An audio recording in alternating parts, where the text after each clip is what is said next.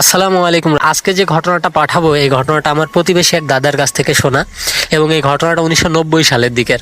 যে সময় দাদা একটা সরকারি হসপিটালের অ্যাম্বুলেন্স চালাতেন।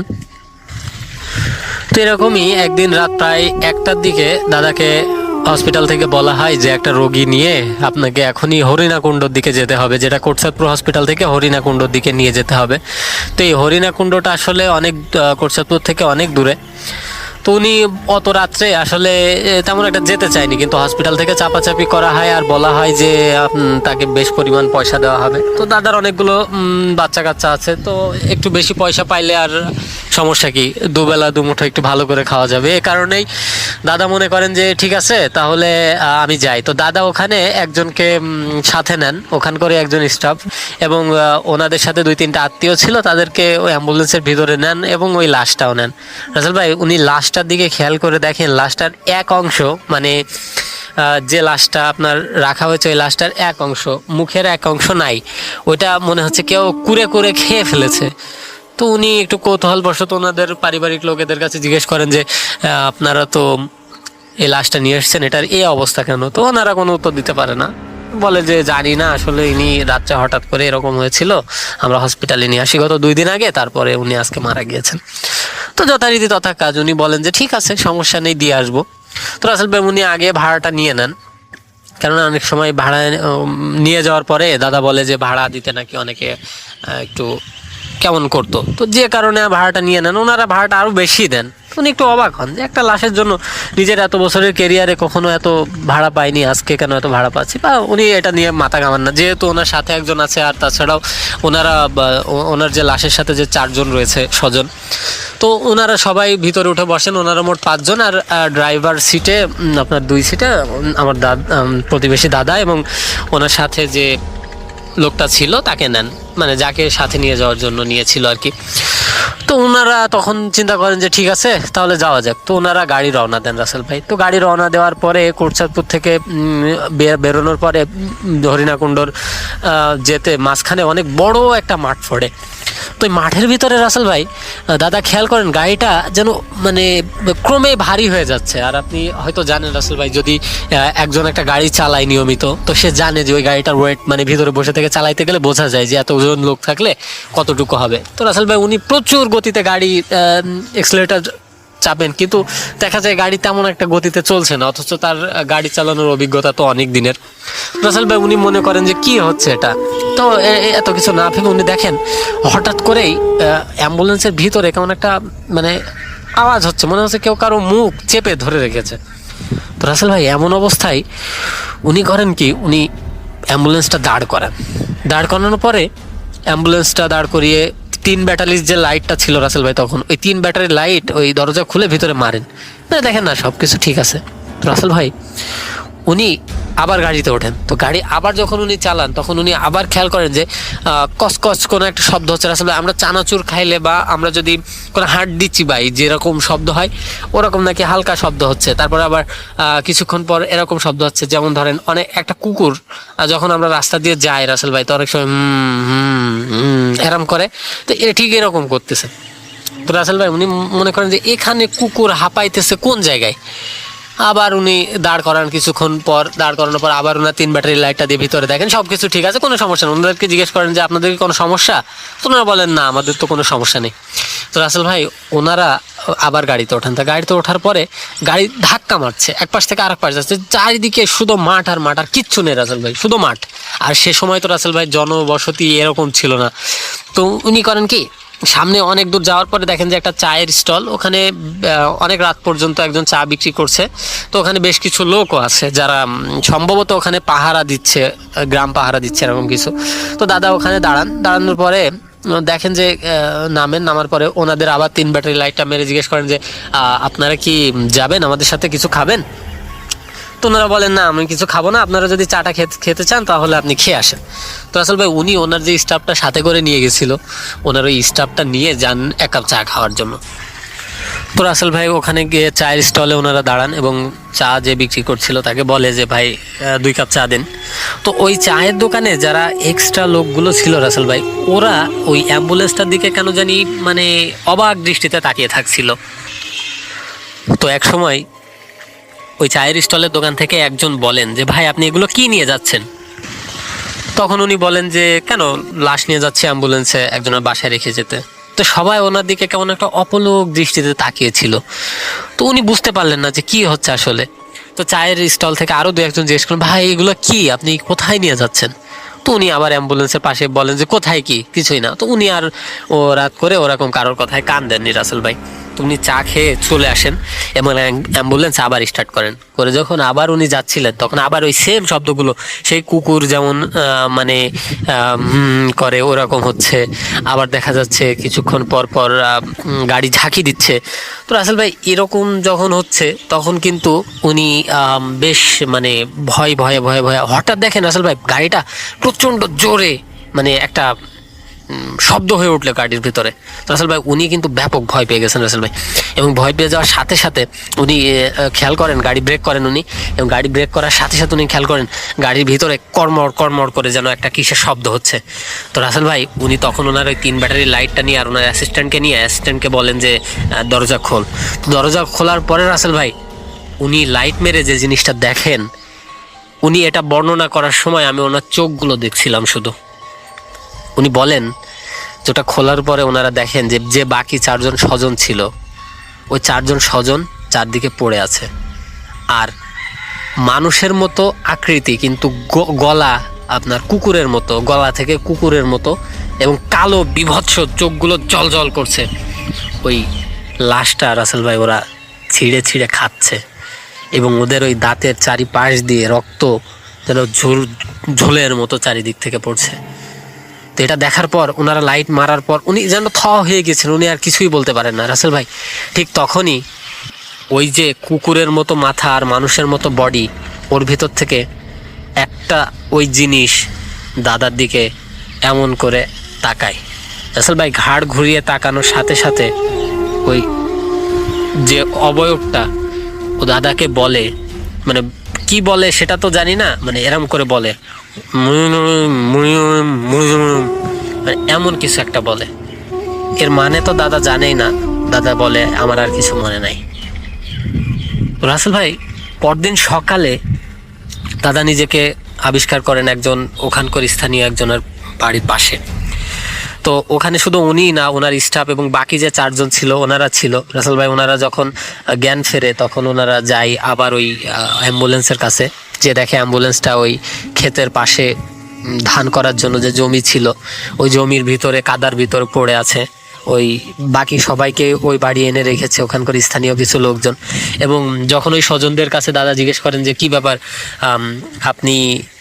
আপনাদের কি হয়েছিল, আমি তো এরকম দেখেছিলাম, তখন ওনারা বলে যে হঠাৎ করেই অ্যাম্বুলেন্সের ছাদ থেকে কারা যেন ধূপধাপ করে নিচে পড়ার পরে আমরা তাদের রূপটা দেখি। রাসেল ভাই যেরকম উনি বর্ণনা করেছিলেন দাদা, ওনারাও ঠিক একই বর্ণনা করেন, যেরকম মানুষের মতো বডি এবং কুকুরের মতো কালো কুৎসিত তাদের চেহারা এবং চোখগুলো জলজল করছে। এটা দেখার পর ওনারা বেহুশ হয়ে যান, এবং দেখা যায় ওনারা তারপরে আর কিছু জানেন না। এবং দাদা তো পরে দেখেছেন ওই লাশটা খাচ্ছে। রাসেল ভাই পরে দেখা যায় যে ওই লাশের হাড্ডিগুলো সব চিবানো, যেমনভাবে আমরা মুরগির হাড্ডি চিবানোর পর ওই এই যে হাঁটুর উপরগুলো বা হাতের যে কুনুয়ের উপরগুলো আমরা যেরকম চাপ চিবাই একেবারে মানে যেমন করে ফেলি, ঠিক সেমন রয়েছে ওরকম চিবানো।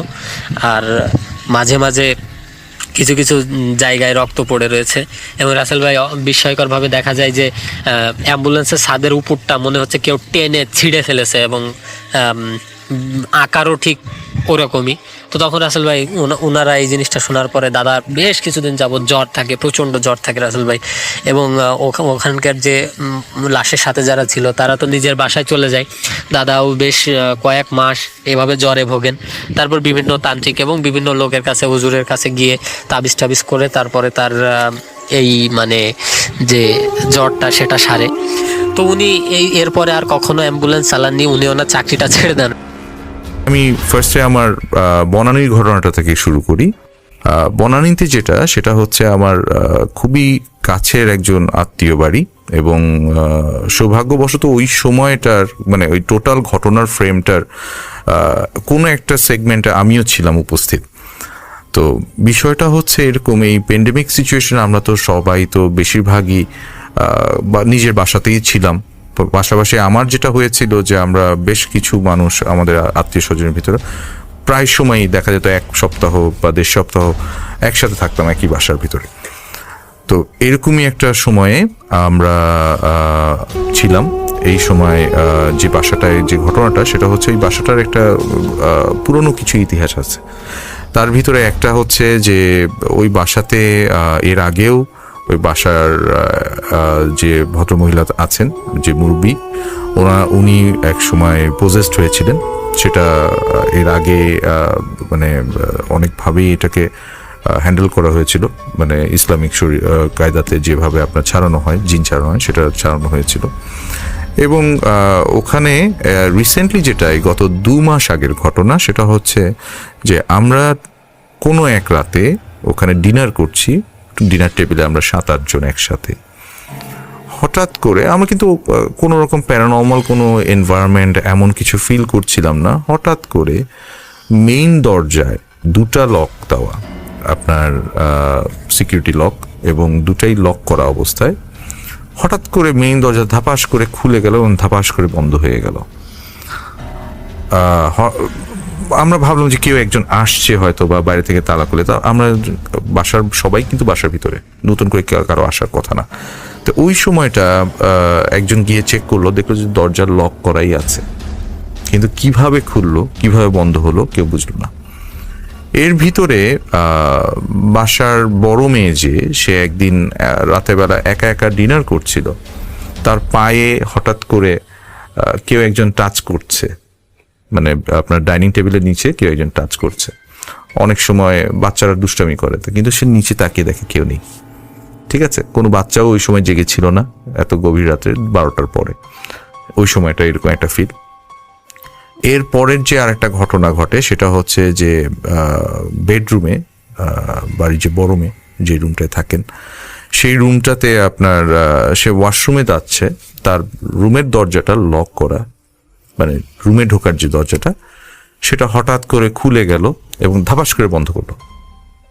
লক থাকা অবস্থায় দরজা খুলছে, বন্ধ হচ্ছে। এটা মেইন ডোরেও হয়েছে, ইভেন নিয়েতেও হয়েছে। আপনারা কি এই সময় মানে এই ঘটনাগুলো খুব স্বাভাবিকভাবে নিয়েছিলেন? এরকম প্রথম দিকে আমরা এটা কোইন্সিডেন্স মনে করছিলাম, কিন্তু পরে যখন এরকম একের পর এক ঘটনা ঘটতেই থাকলো, এর ভিতরে একজন হুজুরের মানে শরণাপন্ন হলাম আমরা। তো এক হুজুর আসলেন, সাথে একজন তুলা রাশির জাতককে নিয়ে আসলেন, এবং বাড়ির ড্রয়িং রুমে বসে উনি ওনার রিচুয়ালগুলো করার পরে ওই তুলা রাশির যে জাতক যাকে নিয়ে এসছে তার উপরে সেই জিনটা এসে ভর করলো। এবং ওই জিনটার পরে যে স্টেটমেন্টটা সে দিল, যে সে এখানে প্রায়ই আসা যাওয়ার ভিতর আছে, এবং সে মানে ইসলামিক কায়দা কানুন সে পছন্দ করে, কিন্তু এই বাড়িতে একটু নামাজ কালাম কম হচ্ছে, এবং বাড়ির যে কর্তা তাকে সে শাসিয়ে বলল যে তুই নামাজ পড়া বন্ধ করছিস কেন, তাহাজ্জুদের নামাজ কেন পড়ছিস না। তাহলে তো ওই বাড়ির মালিক তিনি যে নামাজ পড়েন না, এই ইনফরমেশন তার কাছে কিভাবে গেল? এটা মানে ভেরি মানে বিগ কোইন্সিডেন্স আসলে। তো সেই যে যার উপর ভর করেছে সে তো জানার কথাই না, পাশাপাশি তার মুখ দিয়ে জিন কথা বলছে। এবং এই যেটা আমরা পরে তাকে কথা দিতে হয়েছে যে সবাই নামাজ পড়বে, ওই বাড়িতে যারাই থাকবে নামাজ রেগুলারলি পড়বে। এবং আজকে পর্যন্ত বাড়ির কর্তা সে ডেফিনেটলি এখন তাহাজ্জুদ পড়েন। উনি অনেক আগে ছোটবেলা থেকে, অনেক অল্প বয়স থেকে তাহাজ্জুদ পড়ে আসেন। তো যাই হোক, এরপরে সে আরো কিছু কন্ডিশন দেয় এবং পরে বলে যে তোমাদের এটা আমি আলামত দেখায় দিয়ে গেলাম, তোমরা এরকম করো না, তোমরা সোজা কথা নামাজ কালাম মেনটেন করবা সবসময়। এই মেসেজই ছিল, এবং প্রায় আধা ঘন্টার মতো সে ভর করেছিল তার উপরে। এর ভিতরে আরও অনেক কথা হয়েছে। একটা সার্টেন টাইমে তাকে ছেড়ে দিল যখন, তখন সে অনেকটা বেহুশ হয়নি সেই ভদ্রলোকটা। তো আমরা যেটা চোখে দেখলাম যে সে অনেকটা খুব উইক হয়ে অনেকক্ষণ পড়েছিল। তারপর আস্তে আস্তে মানে একটু যে হেলতে দুলতে, মানে খুব টালমাটাল অবস্থায় হেঁটে পরে ওয়াশরুমে গেল, মাথায় পানি টানি দিল। তারপর এরপর থেকে আজকে পর্যন্ত আর কি এই কোনো আর আলামত পাওয়া যায়নি।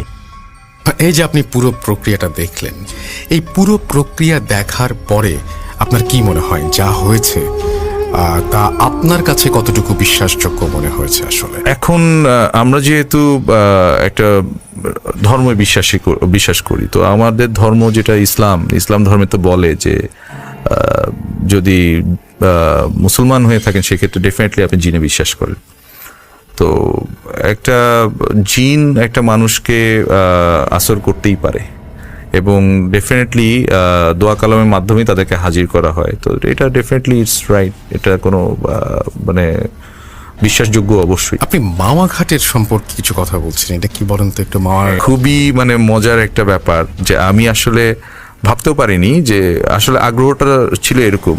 মাওয়া ঘাটে এই প্যান্ডেমিক সিচুয়েশনের ঠিক শুরুর দিকে এটা উদ্বোধন করা হয় ভেরি নিউলি, যেটা 4 লেন করেছে। এবং আগে যে মাওয়া ঘাটে আমাদের ঢাকা থেকে যেতে লাগতো হচ্ছে 1.5-2 ঘন্টা, সেখানে এখন সময় লাগে হচ্ছে সব মিলে 30 মিনিটসের ভিতরে পৌঁছে যাওয়া যায় খুবই শর্ট টাইমে।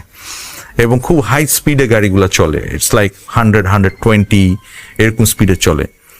তো মাওয়া ঘাটের যে আপনার যাওয়ার রাস্তাটা, যে এক্সপ্রেস হাইওয়েটা, এটা সম্বন্ধে আসলে কোনো যে প্যারানর্মাল অ্যাক্টিভিটি ওখানে থাকতে পারে এটা মাথায় আমার ছিলও না, বা আমি চিন্তাও করিনি যে এরকম কিছু এক্সপিরিয়েন্স করব। তো কোনো যেদিন উদ্বোধন হয় তার পরের দিন রাতে আমরা কিছু বন্ধু বান্ধব মিলে আমরা মাওয়া ঘাটে যাই, এবং যাওয়ার সময় আমরা ওখানে গিয়ে ওখানে ইলিশ মাছ খেয়ে যখন ব্যাক করছি রাত্রে আনুমানিক 2:30-3টার সময়। তো আমি ফার্স্ট যেটা আমার যে ঘটনাটা সেটা খুবই স্বাভাবিক, এটা আসলে আমি বলবো না যে খুব মানে রোমহর্ষক কিছু এরকম ফিল করিনি, বাট ওটা থেকে আমার কিউরিওসিটি শুরু এবং এটা নিয়ে আরো অনেকের সাথে কথাবার্তা শুরু। তো যেটা হয় যে আমি যখন ব্যাক করছিলাম, আই ওয়াজ ড্রাইভিং, তো আমার গাড়িটার সামনে দিয়ে মানে বেশ কিছু রাস্তা আসার পরে, এটা ওখানে একটা এলাকা আছে কুচ্চামারা ব্রিজ বলে, তার বেশ আগে আসার পথে হঠাৎ করে মনে হলো মানে খুব ফাস্ট একটা কুকুর সম্ভবত আমার সামনে দিয়ে দৌড় দিল আমার গাড়ির তখন স্পিড 120-এর কাছাকাছি, 100 থেকে 120-এর ভিতরে এরকম।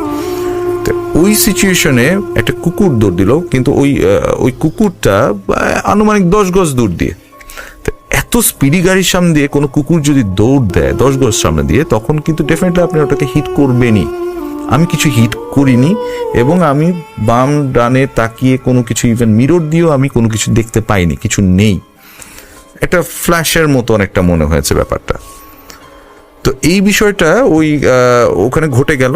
এরপরে আমি যখন একদিন আমার মিরপুরে আমাদের একটা বিল্ডিং আছে, যে বিল্ডিংয়ে একজন ভদ্রলোক আছে, সে অনেকগুলো উবার ভাড়া দেয়, উবারের গাড়ি প্লাস রেন্টেকারের গাড়ি ভাড়া দেয়।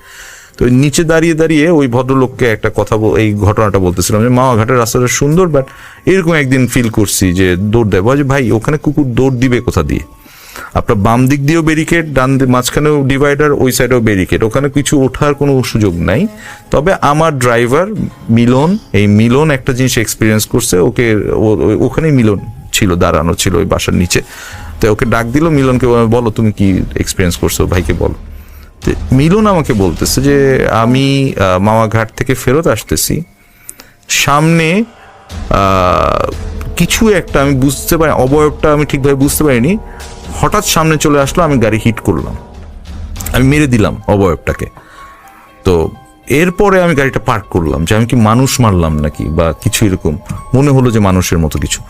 তো সে গাড়িটা পার্ক করে সাইড করে দেখলো তার গাড়ির সামনের যে প্লাস্টিক বাম্পারটা আছে সেটা ফেটে গেছে, অলরেডি ডেন্ট হয়ে গেছে একটা পয়েন্টে কর্নার সাইডে, এবং পিছনে কোনো মানুষও পড়ে নেই, কোনো জন্তু জানোয়ার কিছুই পড়ে নেই, ঠিক আছে, বাট তার গাড়ি অলরেডি ডেন্টেড। তো মাওয়া ঘাটের এই ঘটনাটা প্রথম শুনলাম। এরপরে এই সিমিলার ঘটনা আমি আরো 2-3 জনের কাছ থেকে শুনছি, যে ওই রাস্তাটায়, এই যে মাওয়া ঘাটে যাওয়ার রাস্তা যেটা, এখানে প্রায়ই এরকম ঘটনা হচ্ছে। ইভেন মানুষও দেখতে পায়, মানুষও হিট করে ফেলে মানুষ। আমি ঠিক জানি না যে এটা আসলে মাওয়া ঘাটের ওই রাস্তার প্রবলেম নাকি যে ইলিশ খেয়ে ফেরার প্রবলেম হতে পারে। এরকম সিমিলার আর একটা যে আত্মীয় বাড়ির কথা বলছিলাম, এটা মাছ রিলেটেডই।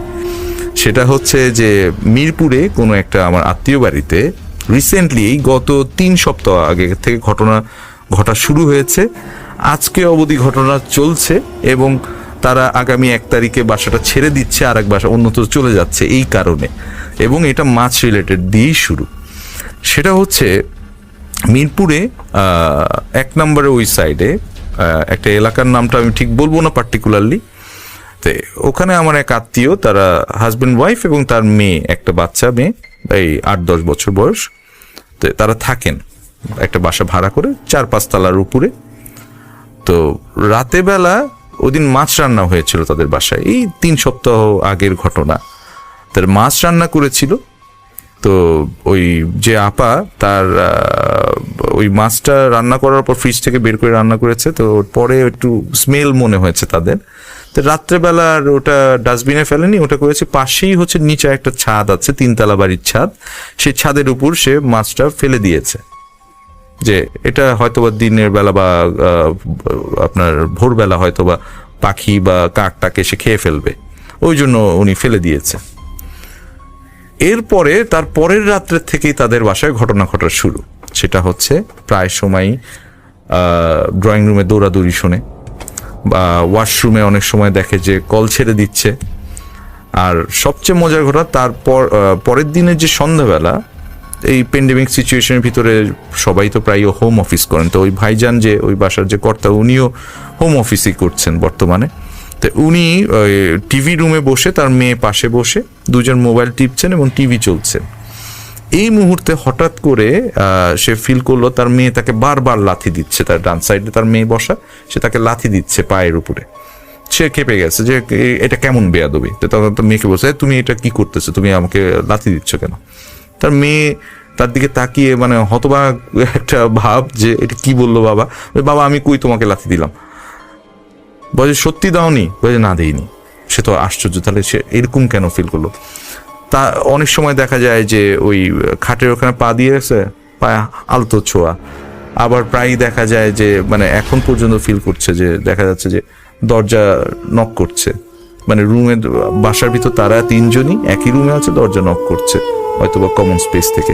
তো এইসব জিনিস তারা এক্সপিরিয়েন্স করছে। এর ভিতরে একজন হুজুরকে নিয়ে এসেছিলেন।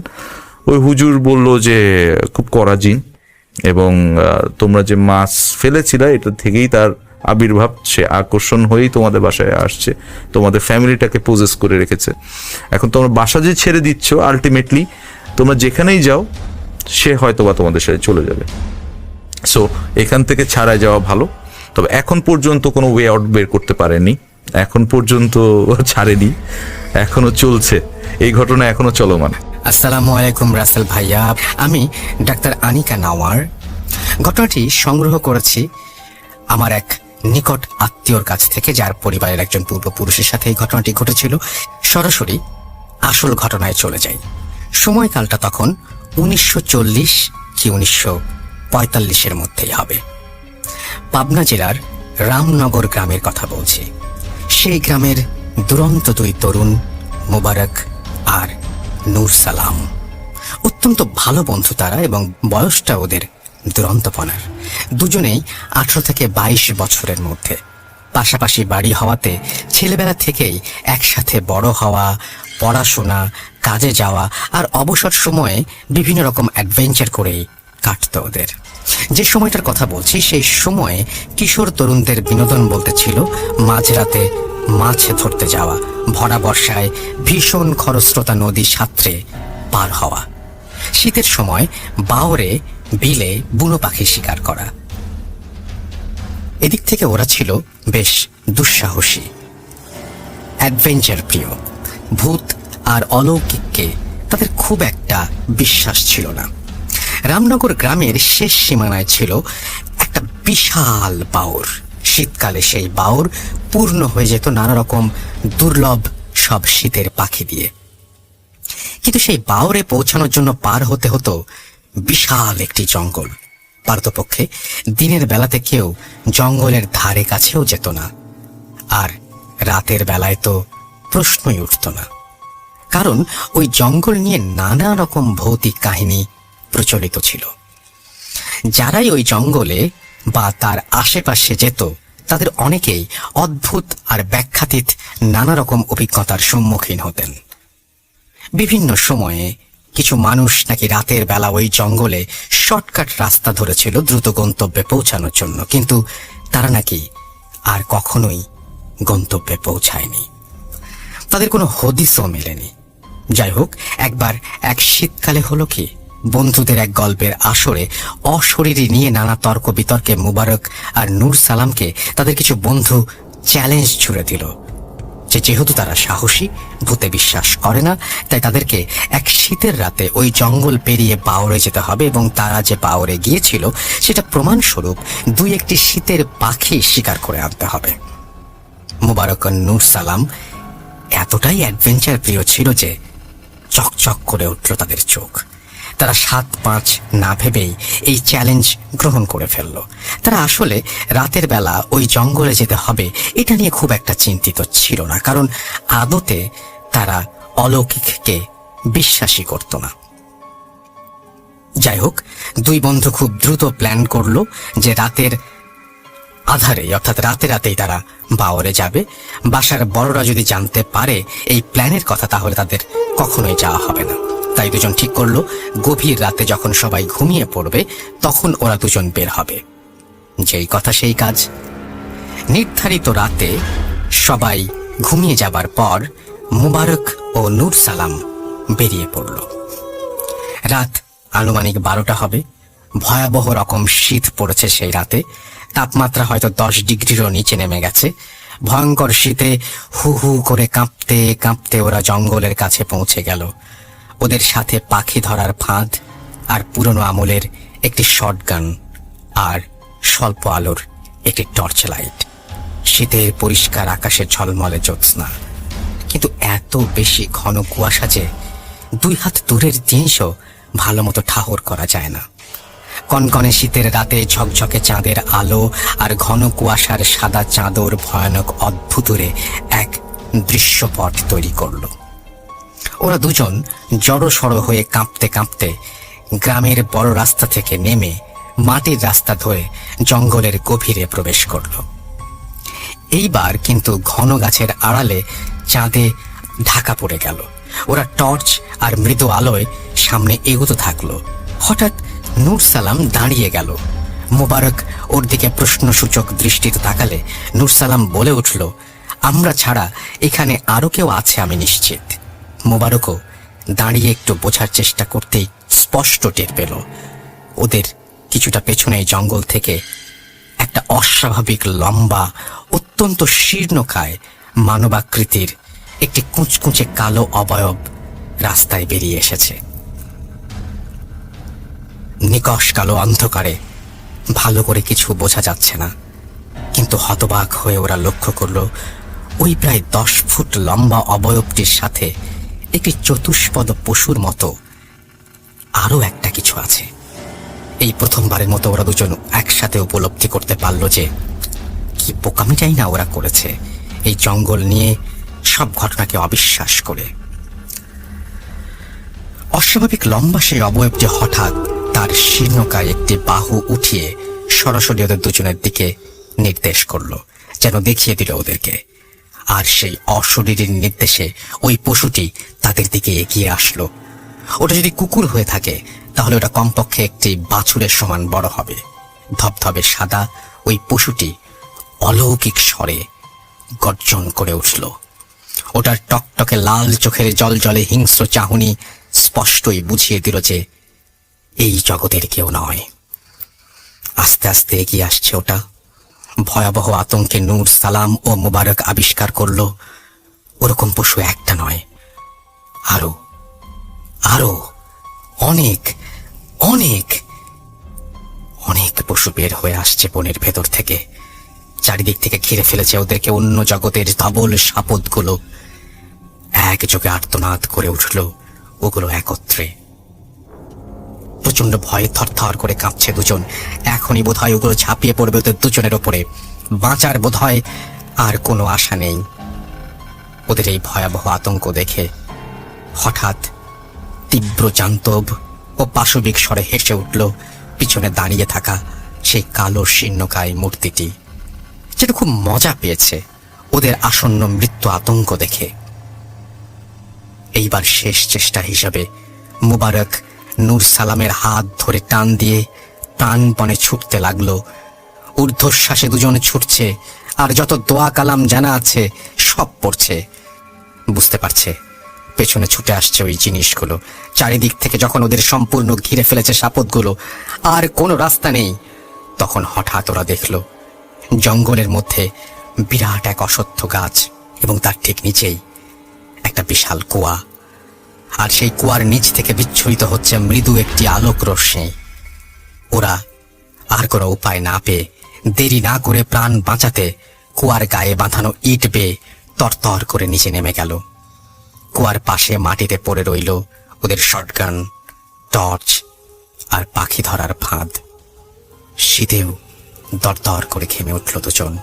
কুয়ার একদম নিচে মাটিতে পৌঁছাতে ওরা অবাক হয়ে খেয়াল করলো কুয়ার দেয়াল থেকে একটা সুড়ঙ্গ চলে গেছে মাটির নিচ দিয়ে। আলোটা ওই সুড়ঙ্গ দিয়ে আসছে। ওরা কি করবে বুঝতে না পেরে সুড়ঙ্গ বরাবর এগোতে থাকলো। জাস্ট একটা বাঁক ঘুরতেই ওরা দেখলো একটা ছোট্ট গুহার মতো জায়গা। আরো বিস্ময় অপেক্ষা করছিল ওদের জন্য। ওরা দেখলো সেই গুহায় টিমটিমে একটি প্রদীপ জ্বালিয়ে বিশালাকার একটি পুঁথির মতো পুস্তকের ওপর ঝুঁকে রয়েছেন একজন বৃদ্ধ, যেন অত্যন্ত মনোযোগের সাথে পড়ছে সেই গ্রন্থটি। ধবধবে সাদা কাপড় পরা সেই বুজুর্গ ব্যক্তির পোশাক, মাথার বিরাট পাগড়ি, বিশালাকার সফেদ দাড়ি ও চুলে ঢেকে যাওয়া নিখুঁত সুন্দর চেহারা, এবং জীর্ণ হলুদ বর্ণ ধারণ করা পুঁথিটি এবং তার বসে বসে সেই পুঁথি পড়ার ভঙ্গিটি স্পষ্টই বলে দিচ্ছিল যে তিনি ওই সময়ের ওই স্থানের কেউ নন, হতেই পারেন না। মুবারক শুকনো গলায় বলে উঠল, কে কে ওখানে? ওদের প্রশ্ন শুনে ধীরে ধীরে মুখ তুলে ওদের দিকে তাকালেন বৃদ্ধ। নিষ্পৃহ আর শূন্য একটা দৃষ্টি তার কাচের স্বচ্ছ দুই চোখে। সম্পূর্ণ অচেনা এক ভাষায় ওদের দুজনকে ধমক দিয়ে উঠলেন। এরপর স্পষ্ট বাংলা ভাষায় ওদের গ্রামের স্থানীয় ভাষাতেই ধমক দিয়ে উঠলেন। বললেন যে এটা ফাজলামি করার জায়গা না, এবং তিনি বলেন যে ঘুরে বসো আর দোয়া কালাম পড়তে থাকো, কোনো মতেই বাইরে যাবে না। যেন বাইরে থেকে ওদের সাথে কি হয়েছে তা সম্পর্কে সবকিছুই জানেন সেই বৃদ্ধ। এই চিন্তা করার সময় নেই। মোবারক আর নূর সালাম দ্রুত বৃদ্ধের দিকে ঘুরে পেছন ফিরে বসে কালিমা আর জানা সব দোয়া কালাম পড়তে থাকলো। সময় যেন থমকে গেছে। বাইরে থেকে ভেসে আসছে শত শত অজানা সাপদের ভয়াবহ গর্জন আর ঝড়ের মতো তাণ্ডবের আওয়াজ। কতক্ষণ চলে গেল ওরা জানে না। পেছনে তাকানোর কোনো সাহস নেই। দুজনের তন্দ্রা নেমে এলো চোখে। হঠাৎ আবার বৃদ্ধের ধমক। এখনই বের হয়ে যেতে বললেন তিনি। সোজা চলে যেতে বললেন, ডানে বাঁয়ে কোনো দিকে না তাকিয়ে। এক্ষুনি বের হতে হবে, এই মুহূর্তে। হঠাৎ ওরা শুনল ফজরের আজানের শব্দ ভেসে আসছে। ওরা দুজন বেরিয়ে যাবার আগ মুহূর্তে ওই বুজুর্গকে ধন্যবাদ দিতে যেই ঘুরবে, তখনই গমগম কণ্ঠস্বর পিছনে না তাকানোর জন্য হুঙ্কার দিল সে। এবং আজকের এই ঘটনা বাইরের কাউকে না জানাতেও সাবধান করে দিল আরো একবার। সোজা যেভাবে নেমেছিল সেই পথেই উঠে যেতে বলল। অন্ধকার আছে তখনও, কিন্তু কোনো সমস্যা হলো না। বাসায় না পৌঁছানো পর্যন্ত ছুটতে থাকলো ওরা ততক্ষণ, এবং বড়রা ততক্ষণে উঠে পড়েছে। ওরা বাসার কাছে পৌঁছেই ভীষণ অসুস্থ বোধ করলো। মোবারকের চলে আসলো উচ্চ মাত্রার জ্বর, আর নূর সালামের অবনতি এবং বমি হতে থাকলো। বড়দের হাজার প্রশ্নের পরে ওরা কোনো উত্তর দিল না যে কি হয়েছে, কোথায় গিয়েছিল। কিন্তু অবস্থা বেগতিক দেখে হুজুর ডাকা হলো। হুজুর গোপনে ওদের সাথে কথা বলে বুঝলেন প্রথমে ভয়ঙ্কর খারাপ কিছুর খপ্পরে পড়েছিল ওরা। প্রাণটা হয়তো ওই রাতেই চলে যেত, কিংবা হয়তো হারিয়ে যাওয়া মানুষগুলোর মতো ওদের আর কখনোই ফিরে পাওয়া যেত না। ওই রহস্যময় বুজুর্গ ব্যক্তিটি ওদেরকে কুয়ায় আশ্রয় দিয়েছেন সেই যাত্রায়, সে কারণেই তারা প্রাণে বেঁচে গেছে।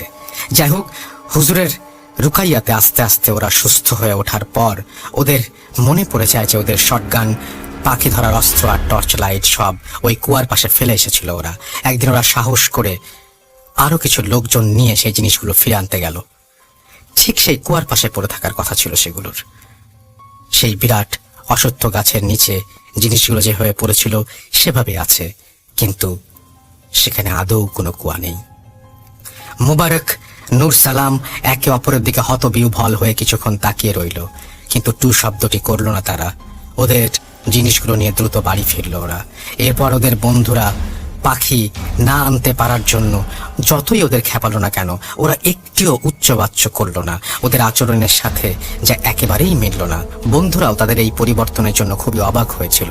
দুরন্তপনা ওদের চলে গিয়েছিল একেবারেই। এরপরের কাহিনীটি খুব ছোট। বন্ধুদের কোনো এক আড্ডায় অশরীরী অলৌকিক এই সমস্ত প্রসঙ্গ উঠলে খুব কৌশলে এড়িয়ে যেত ওরা দুজন। আর ভূতে বিশ্বাস করে কি না করে সরাসরি জানতে চাইলে শুকনো একটা হাসি দিয়ে চুপ হয়ে যেত। নূর সালাম আর মোবারক অনেক দিন পর্যন্ত গোপন রেখেছিল ঘটনাটি। পরে হয়তো বৃদ্ধা অবস্থায় বংশধরদের কাছে এই ঘটনাটি বলে গিয়েছিল তারা। ঘটনার সমাপ্তি এইখানেই। আমি আজকে যে ঘটনা শেয়ার করবো সেটা আমাদের ঢাকা লালবাগ। বিষয়টা হচ্ছে লালবাগে এরকম একটা ফ্ল্যাট বাড়ি খুব পরিস্থিতি ভয়ঙ্কর রূপে ধারণ করেছে, যেটা মানুষ বসবাস এখন বর্তমানে উপযুক্ত না, যার কারণ ওই ফ্ল্যাটের মানুষগুলো নিজ স্বেচ্ছায় মানিকগঞ্জ চলে গেল। মানিকগঞ্জ চলে গেল। তো এমন একটা ভয় ভীতির কারণে যে ওরা এই ফ্ল্যাটটাতে পরিবারের সদস্য সবাই মিলে গ্রামে চলে যেতে বাধ্য হয়েছে। তো সেই ফ্ল্যাটটাতে এখন বর্তমান খালি। এখন আমি বসবাস করতেছি। যে আমি যা শুনেছি, ওরা যা আমাকে বললো তার সব কথাগুলো সত্য কিনা। তো বিশেষ ওইখানে 4 বছরের একটা ছোট মেয়ে আছে, বাচ্চা, মুশফিকা হাবিব নাম। তো আমাকে প্রথম বললো যে মামা, আমি নিজ দুপুর 12টায়, ঠিক দুপুর 12টায় এই ওর দাদা যে ঘরে থাকতো, ওর দাদা মারা গেছে, কিন্তু ওই ঘর সবসময় বন্ধ করে দেওয়া রাখা হয়, খোলা হয় না, এটা স্মৃতির জন্য। তো ওই ঘর থেকে হামাগুড়ি দিয়ে একজন ভূতের মতো, বলতেছে যে ভয়ঙ্কর ভূত, একটা আমরা জিন বলি, এটাকে ভূত বলতে তো কিছু নেই, জিন। ও বলতেছে ভয়ঙ্কর একটা ভূত হামাগুড়ি দিয়ে আমার কাছে আসতেছিল। তো যখন চিৎকার দিল, ওর মা, ওর বাবা, আরও ঘরে যারা সদস্য ছিল ওরা সবাই চলে আসতেছে। এসে দেখো খুব কাঁপতেছিল। তো তখন ওই ঘরটাতে ওই মেয়ের নানুকে রাখা হয়। তো ওর নানু আবার বিকেলবেলা আসরে নামাজ পড়বে। আসরে নামাজ উজু করে যখন নাকি আসতেছিল, ওই ঠিক ওই দরজাটার কাছাকাছি থেকে ওই ড্রয়িং রুমে নামাজ পড়বে। তো তোর নানুকে, মুশফিকা হাবিবের যে নানু, সেই নানুকে ধাক্কা মেরে ফেলে দেওয়া হলো। তোর নানুও বললো আমি বাড়িতে থাকতে পারবো না, একটা ভয়ঙ্কর বাড়ি। এরপরে আবার রাত্রিবেলায় মুশফিক হাবিবের যে ছোট মামা ছিল, ও বললো যে ঠিক আছে আমরা সবাই মিলে আজকে থাকি, দেখি কি হয়। তখন ওর ছোট মামা বারান্দাতে একটা সোফা ছিল, এই সোফার মধ্যে ঘুমিয়ে পড়লো। তো রাত 1টা অথবা 1:30 বাজে নাকি ও আবার আমাকে বলল যে এরকম রাত 1টা বা 1:30টার দিকে আমি ওনার খুব ঘুম পাচ্ছিল, ঘুমাইতেছিল। কে যেন তার মাথার সামনে এসে বলতেছে, খুব লম্বা চুল এবং হাতের নখ ভীষণ বড় ভয়ঙ্কর একটা রূপ ধারণ করে তার মাথার সামনে এসে বলতেছে, এই বাড়িতে যত লোকই আসুক আমি সবাইকে মারবো, কাউকে ছাড়বো না। এই বাড়ির কাউকে জীবিত রাখা যাবে না, আমি সবাইকে মেরে ফেলবো, ভালো থাকলে তোরা সবাই চলে যা। তখন মুশফিক হাবিবের ছোট মামা নাকি খুব ভয় পেয়ে সারা রাত ঘুমাতে পারেনি, সাথে সাথে উজু করে কোরআন পড়ে দিনের বেলা পর থেকে সে আর ওই বাড়িতে যায় না, যে আমিও থাকতে পারবো না এই বাড়িতে। ওর নানুও বললো আমিও থাকতে পারবো না, কারণ রান্নাঘরে যখন যাওয়া হয় তখন নাকি তার হাতের সাথে তার দেহের সাথে আঁচড় লাগে, একটা যে বাড়ি খাওয়া হয়, একজন আরেকজনের সাথে ধাক্কা খাওয়া হয়, সেটা অনুভব করে যে আমার সাথে কে যেন ধাক্কা খেলো। ওর নানু বললো যে আমি এই বাড়িতে থাকতে পারবো না। তো 2টা দিন হলো এই ফ্যামিলির লোকজন মানিকগঞ্জ চলে গেছে, দেশে বাড়িতে চলে গেছে, থাকতে পারতেছে না। তো আমি পরবর্তীতে দেখলাম যে কি আছে সত্য। অনেক সময় আমরা মনে করি যে মানুষের মনের ভেতরে কিছু ভয় ভীতি থাকে। তো যাই হোক, আমি 2টা দিনের ভিতরে আমি কয়েকটা বিষয় লক্ষ্য করে দেখলাম। ওর দাদু যে ঘরে ছিল ওই ঘরটা সব সময় বন্ধ। আমি ওই ঘরটাতে ঢোকার সাথে সাথে দেখলাম সব কিছু ঘরের এলোমেলো এবং সত্যিকারের একটা ভয়ঙ্কর ঘর, যা ঢোকার সাথে সাথেই কিছুক্ষণ পর আমি দাঁড়ানোর একটা খুশবু পেলাম, যে খুশবুটা হচ্ছে এক্ষণে বোধ হচ্ছে গরম গরম মিষ্টি বানানো হচ্ছে। আশপাশে কিন্তু কোনো রেস্টুরেন্ট নেই, কিচ্ছু নেই, সবই তো বাড়ি ঘর ওই জায়গাতে লালবাগে। তো এমন মনে হচ্ছে যে এখনই এই ঘরটার মধ্যে গরম মিষ্টি বানানোর ফ্যাক্টরি, মানে গরম তাপ লাগতেছে আর মিষ্টি বানানোর যে একটা খুশবু সেটা বের হইতেছে, যে মিষ্টি বানানো হচ্ছে। এবং আমি যখন ঘরে প্রবেশ করি, আমার বাম হাতে একটা এরকম কাঁপা শুরু করে। পরবর্তীতে আমি লক্ষ্য করি যে কি আছে এটাতে। সেখানে আমি দেখি যে ভয়ঙ্কর জিনের বসবাস। ওর দাদু মারা যাবার 5-7 বছর হয়ে গেছে। ওই ঘরটা এমন বন্ধ করে রাখা হয়েছে যে ওই ঘর খোলাই হয় না। আর এমন অবস্থা পরিস্থিতি যে বন্ধ ঘর, ওই জিনের বসবাস। তো এর পরবর্তীতে রাত হলো, আমি বললাম আমার সাথে কি কেউ থাকতে পারবেন? আমি জেগে থাকবো, আমি সব কিছু করবো, আপনি শুধু ঘুমিয়ে থাকেন। যদি কখন কোনো কিছু প্রয়োজন মনে হয় আমাকে ঘুরানোর, দেখানোর, কাজে বা কোনো কিছু, আমাকে। ওরা ভয়ে কেউ থাকতে রাজি হলো না। পরবর্তীতে 2জন আমার সাথে থাকলো খুব অনুরোধ করে। তো ওদেরকে বেডরুমে রাখা হলো এক পাশের। ওরা টিভি, কম্পিউটার, ল্যাপটপ, মোবাইল যা আছে সব চালু করে রাখলো। ওরা কথা বলতে লাগলো জোরে জোরে। ওরা খুব আতঙ্কিত। আমি বাহিরে ছিলাম তখন। হঠাৎ, এটা গতকালের রাত্রে ঘটনা আমি শেয়ার করতেছি। সেই বাড়িতেই 3টা বাজে প্রথম হচ্ছে কলিং বেল দিল। তো কলিং বেল দাও, তো আমি অবাক হলাম। এই রাত্রে তো আমি নিজে ওদের সাথে করে কেচি গেটটাতে তালা মারে আসলাম। আমি তো নিজে 12টা, 12:30টার দিকে আমরা 3জন মিলে কেচি গেট যেটা ছিল সেটা তালা আসছি। ছাদ তালা মারা আছে। এখন তো ঘরে কেউ তো প্রবেশ করার মতো না। তাহলে এখন 4 তলার উপরে এই কলিং বেলটা কে বাজালো? তারপরে আমি দরজা সামনে আসসালামু আলাইকুম বললাম। সালামে উত্তর না দিয়ে সে দরজার মধ্যে আমাকে লক করা শুরু করলো। ঠক ঠক ঠক ঠক করলো। পরে জিজ্ঞেস করলাম কে আপনি? শব্দ করলো না। পরে আমি সোফায় এসে বারান্দাতে যখন বেলকনিতে বসি আর কি, দেখি এমন একটা অবয়ব আসলো আর কি, যে দরজাটা মনে হচ্ছে নিজেই খুলে নিজেই আমাকে উকি দিয়ে দেখতেছে। তখন উনি উকি এমনভাবে আমি অস্পষ্ট আমি ওনাকে দেখতে পেলাম। খুব বৃদ্ধ আর কি। উনি আমাকে দিকে দেখে আবার দরজাটা মানে পিছন থেকে সরে, আর কোনো শব্দ নেই বা আর কোনো আওয়াজ নেই, কিছু নেই, সেজন্য চলে গেল। 2 নম্বর হচ্ছে আমি ওদের সাথে বেডরুমে গেলাম। রাত্রে আমরা খাবো দাবো সব কিছু করবো। ওরা তো বেরই হবে না ওই ঘর থেকে। ওদের বললাম না আসেন ডাইনিং টেবিল আমরা খাওয়া দাওয়া করি, ঘুরি দেখি কি হয়। ওরা বলতেছে কোনো মতেই সম্ভব না, আমরা যেখানে বসে আছি সেইখানেই বসে থাকবো। তো ওদের সাথে আমরা বসলাম। পর আমি বাইরে যখন বের হবো, বেসিংয়ে হাত ধুতে আসবো, ওই মুহূর্তে আমি আরেকটা বিষয় লক্ষ্য করেছি। ওদের বাড়িতে টিয়া পাখি পালা হয়, পোষা হয়। টিয়া পাখিটা ভীষণ শব্দ করতেছিল, খুব শব্দ। পরে আমি বললাম যে টিয়া পাখিটা তো এখন চুপ ছিল, এখন এত শব্দ করে কেন? হঠাৎ করে দেখি আমি যে সোফার মধ্যে যে বসা ছিলাম ঠিক ওই জায়গার মধ্যে একজন ব্যক্তিকে বসা। ওই যে যখন উকি দিয়েছিল গেটে যেরকম একটা বৃদ্ধ, ঠিক এইরকমই আবার সোফার মধ্যে বসা। আমি অবাক হয়ে গেলাম, সোফার মধ্যে কে? আমি জিজ্ঞেস করলাম। পরে হাত ধুলাম। ওর দিকে যখন বললাম আপনি কে, পরবর্তীতে দেখি না সেও আবারও নেই। পরবর্তীতে ওদেরকে কিছু বলতেছি না যে ওরা আরো বেশি ভয় পাওয়া যাবে, এমনকি এখন এই মুহূর্তে তারা চলেও যেতে পারে আমাকে একা রেখে। ওদেরকে চুপচাপ কোনো কিছু বলিনি। আবার ওদের সাথে কথা বললাম, আমি নিজে চা বানিয়ে খেলাম। আবার ঘটনা ঘটছে রাত 4টার দিকে, ফজরের আজানের আগে। যে ঘটনা শেষের ভিতরে ছিল যেটা ভয়ঙ্কর, সেটা হচ্ছে আলমারির প্রত্যেকটাতে আলমারির তালা দেওয়া, চাবি ঝুলানো, ফ্যান খুব জোরসে ঘুরতেছে, যে স্ট্যান্ড ফ্যান বলা হয়। ওদের কম্পিউটার, ল্যাপটপ সবই চলতেছে। হঠাৎ করে কাপড়ের যে আলমারি, সে আলমারি পার্ট 2টা আপনি খুলে গেল, এবং ভেতরে যে ওর দাদুর যে দরজাটা বন্ধ, সেই দরজাটাও কমাস কম 1 হাতের মতো খুলে গেল নিজেই, যেটা সব বন্ধ লক করা। এই দরজাটাও খুলে গেল, আলমারির দরজা খুলে গেল, স্ট্যান্ড ফ্যানটা নিজ বন্ধ হয়ে গেল, এবং ঘরের বাতিগুলো এক এক করে বন্ধ হয়ে যাচ্ছে। শুধু আমি যে ঘরটাতে বসা, এই ঘরের বাতিটা জ্বালানো ছিল, বাকি সবগুলো দেখি এক এক করে নিজ সব বন্ধ হয়ে যাচ্ছে। আর আমার কাছে মনে হচ্ছে আমার ঘাড় এবং আমার শরীর কেমন যেন ওজন হয়ে যাচ্ছে।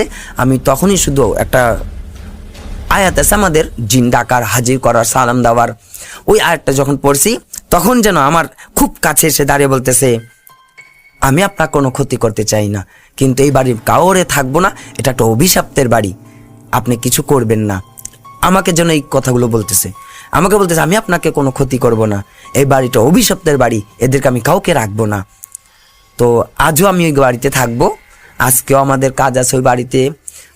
সবচেয়ে বড় ভয়ঙ্কর হচ্ছে ওই বাড়ির ছাদটাতে ওই যে বাড়ির লোকজন থাকে ওরা পুরো ফ্ল্যাটটা মাছের আড়ত বানিয়ে ফেলছে, একেবারে যে মাছ পালন করে। তো এটা শখের বশবর্তী, কোনো ব্যবসা না, তারা খুব শখে।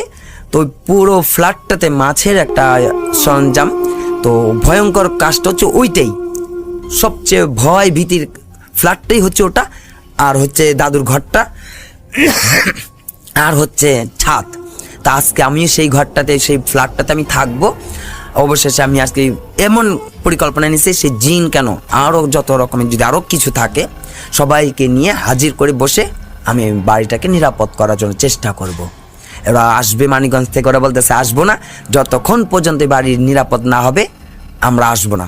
এখন কেউ থাকতেও চাচ্ছে না আমার সাথে, যে হ্যাঁ সাহসী একটা লোক যদি আমার সাথে থাকলো আমরা কাজ করব। ওরা খুব ভয়ভীতি, ওরা কেউই থাকতে রাজি না। তো ভাইয়া এইটুকু আমার ছিল আজকে ঢাকা শহরের একটি শহরের ঘটনা। আসসালামু আলাইকুম রাসেল ভাই, আমার নাম সিয়াম, আমার বাসা গাইবান্ধা জেলার পলাশবাড়ি থানার বরিহরিণমারি গ্রামে। কথা না বাড়িয়ে আমি আমার ঘটনায় চলে যাই। ঘটনাটি আমার এক ফ্রেন্ডের সাথে ঘটে যাওয়া একটি ঘটনা।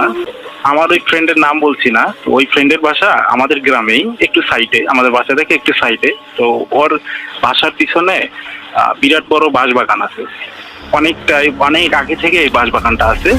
তো ওই বাঁশবাগানের অপোজিটে, মানে বাঁশবাগানের ওই পাশে ওর নানুর বাসা। তো ওর নানুর বাসাতে মেইন রোড হয়ে যাতায়াত করে, আবার বাঁশবাগানের ভিতর দিয়েও যাতায়াত করে। তো সে কখনো মানে এর কি বাঁশবাগানের ভিতর দিয়ে যাতায়াত করলে রাস্তাটা শর্টকাট হয়ে যায়, আর মেইন রোড হলে একটু দূর হয়। সে কখনো বাঁশবাগানের ভিতর দিয়ে রাত্রে যাতায়াত করে না। সে যখন যাতায়াত করতো রাত্রেবেলায় সে মেইন রোড হয়ে যাতায়াত করতো, আর শর্টকাটে দিনের বেলায় যদি কখনো যেত সে তার নানুর বাসাতে বাঁশবাগানের ভিতর দিয়ে যেত। তো একদিন হঠাৎ করে কোনো এক কারণবশত তার নানুর বাসাতে দেরি হয়ে যায়। তো সে তার নিজের বাসাতে ব্যাক করবে নানুর বাসা থেকে।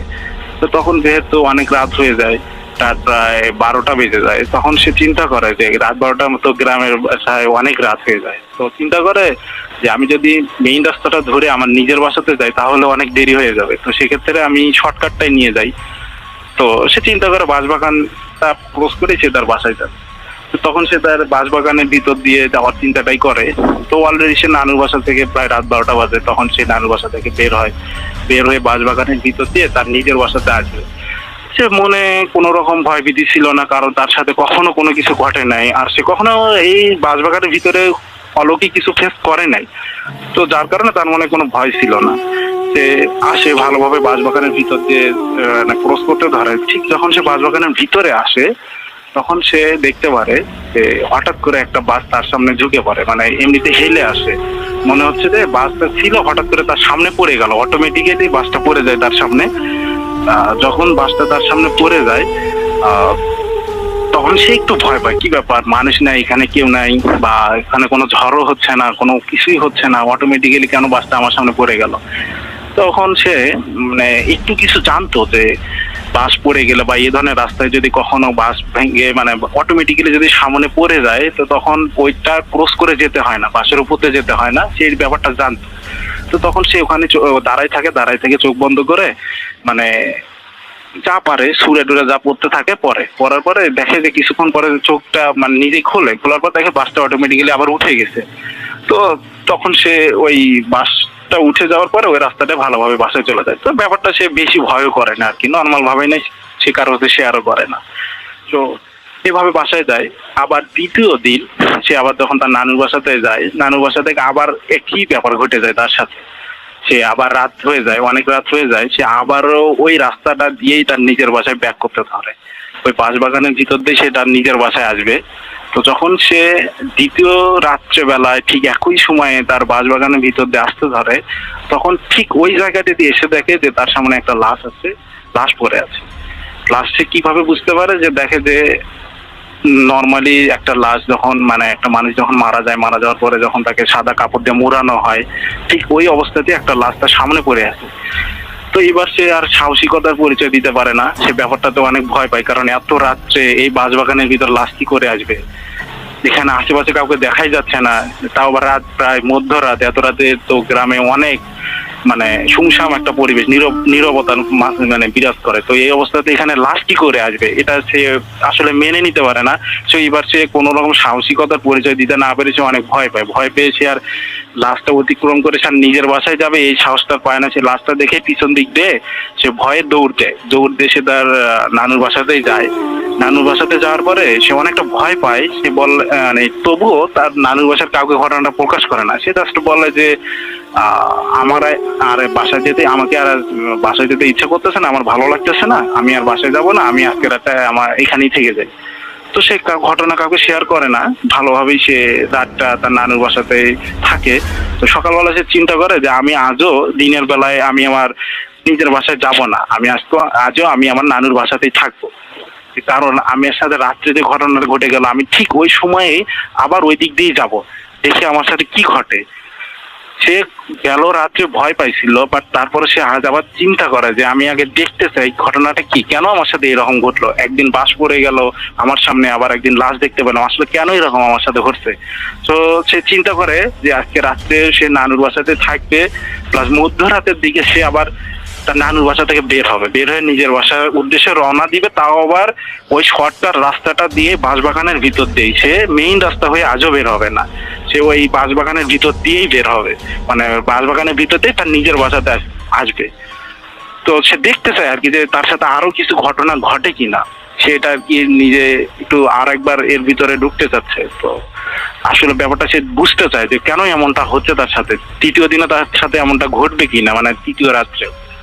তো সে অপেক্ষা করতে থাকে, যখন মধ্যরাত হয়ে যায় সে আবার তার নানুর বাসা থেকে বের হয়, মেইন রাস্তা দিয়ে না ধরে আবার ওই বাঁশবাগানের ভিতর দিয়ে সে আবার বের হয়। বের হওয়ার পরে ঠিক যখন বাঁশবাগানের ওই জায়গাটাতে আসে, তখন সে এবার এসে দেখতে পায় যে একটা মানুষ বললে ভুল হবে, যে মানুষের মতোই, বাট মানুষের মতো এরকম নর্মাল আকৃতির না, মানুষের থেকে অনেক বিশাল আকৃতির এক মানুষ বললে ভুল হবে, যে বিশাল আকৃতির এক দেহ। সে বুঝতে পারে যে এরকম মানুষের মতো আকৃতি কিন্তু মানুষের মতো স্বাভাবিক না, বিশাল আকৃতির এক লোক যে এখানে নামাজ পড়তেছে, তা পাঞ্জাবি পরা, সে দেখে যে সামনে যায় নামাজ উপর সে নামাজ পড়তেছে, সে ব্যাপারটাতে ভয় পায় না এবার, কারণ নামাজ পড়া অবস্থাতে আছে, সে সেখানে ভয় পায় না। সে শুধু চিন্তা করে যে এত রাত্রে কেন লোক বাঁশবাগানে এসে নামাজ পড়বে, এটা কখনো মানুষ হতে পারে না, কখনো কোনো মানুষ এত রাত্রে এসে বাঁশবাগানে নামাজ পড়তে পারে না, তাহলে ইনি কে? তখন সে একটু ফিল করতে পারে যে মানুষ না, মানুষের আকৃতি এরকম স্বাভাবিক হতে পারে না, যে এনার আকৃতি তো অস্বাভাবিক, মানুষের আকৃতি হলো স্বাভাবিক, অস্বাভাবিক অনেক বড় বিশাল আকৃতির এবং খুব সুন্দর তার চেহারা, তার চেহারার মধ্যে মনে অনেক সৌন্দর্য, প্লাস সে নামাজ পড়তেছে, মনে হচ্ছে চতুর্দিক দিয়ে অনেক লাইটের আলো সেখানে। সে চিন্তা করে যে সে ভয় পায় না এবার, কারণ সে বুঝতে পারে নামাজ পড়তেছে আর যাই হোক তার কোনো ক্ষতি করবে না। তো সে ওখানে দাঁড়াই থাকে। তো তার নামাজ পড়া শেষ হয়ে যাওয়ার পর ওই লোকটাই তাকে ডেকে নেয়, লোকটা তাকে ডেকে দিয়ে তাকে জিজ্ঞেস করে যে বাবা তুমি এই রাস্তাতে কেন আসো, তুমি দিনের বেলা আসতে পারো কিন্তু এই রাস্তাতে তুমি কখনো আর রাত্রেবেলা আসবে না, কারণ এই যে তুমি 2 দিন এই রাস্তাতে আসছিলা, এখানে আমরা অনেক জিনেরাই আছি যারা এখানে আমরা রাত্রেবেলা ঠিক এই সময়টাতে নামাজ পড়ি, তুমি এই সময় আসো, ওরা বিরক্ত হয়ে তোমাকে 2 দিন ভয় দেখাইছে যাতে তুমি আর এদিক দিয়ে না আসো, আর ওরা তোমাকে বিভিন্ন ভাবে ক্ষতি করার চেষ্টা করেছে, আমি তোমার কোনো ক্ষতি করতে দেইনি। আজ যখন তুমি আবার এদিক দিয়ে আসলা তখন আমি চিন্তা করলাম যে আমি তোমাকে ঘটনাটা সম্মুখে জানাবো যাতে তুমি আর এদিক দিয়ে রাত্রেবেলা না আসো, কারণ আমরা জিনেরা এখানে অনেক দিন থাকে যারা আমরা রাত্রেবেলা এখানে একসঙ্গে নামাজ পড়ি, তো তুমি আর কখনো এদিক দিয়ে রাত্রেবেলা আসবে না। আর তাকে একটা শর্ত দিয়ে দেয় যে এই ঘটনাটা যেন সে কারোর সাথে কখনো শেয়ার না করে। সে আমার কাছে শেয়ার করেছে, তবু তার পরিচয় দিতে নিষেধ করেছে। তো রাসেল ভাই তো তাকে এইভাবে দিনটা বলে যে তুমি আর এদিক দিয়ে কখনো রাত্রেবেলা এত রাত্রে আর এদিক দিয়ে যাতায়াত করবা না, এখন তুমি ভালোভাবে বাসায় যাও, আর এই ঘটনাটা তুমি কারোর সঙ্গে কখনো শেয়ার করবা না, আমরা এখানে থাকি নামাজ পড়ি কথাটা বলবা না, তুমি নিজেও আর কখনো এদিক দিয়ে যাতায়াত করবা না। তো রাসেল ভাই এই ছিল ঘটনা, আমার বন্ধু আমাকে জাস্ট এইভাবে বলেছে, তো এই ঘটনাটা আমি ওর কাছ থেকে শুনেছি এবং ওর কাছ থেকে কালেক্ট করা